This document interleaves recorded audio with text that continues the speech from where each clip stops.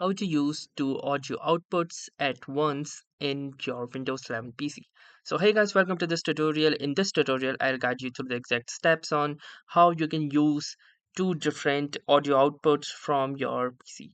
So in order to start, the first thing that you're going to do is go to the taskbar and simply search for settings. Now simply click onto the settings option and this will lead you to the settings page.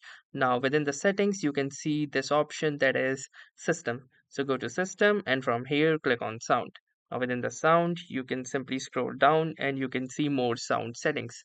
Click onto the more sound settings and you will see this particular window that has appeared. From here, go to the recording option and within the recording option, you have this stereo mix which is currently disabled. So let's right click onto this and if you can't see this, make sure that you have selected this option that is show disabled devices and also show disconnected devices as well. So now from here click onto this option that is enabled and now you can see that stereo mix has been successfully enabled.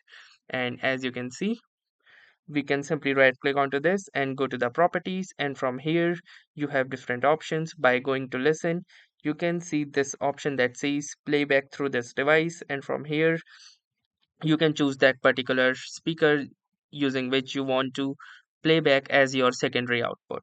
Now, apart from that, you also have different levels to control the audio, which you can use this slider or you can simply type in the value. And apart from that, you also have some of the other settings which are right here. So once you're done with this, click onto this OK option or apply in your case if it is not selected before. And once you are done with this, you will be able to enjoy two outputs from a single device. So that was all for this tutorial. Thanks for watching and have a nice day.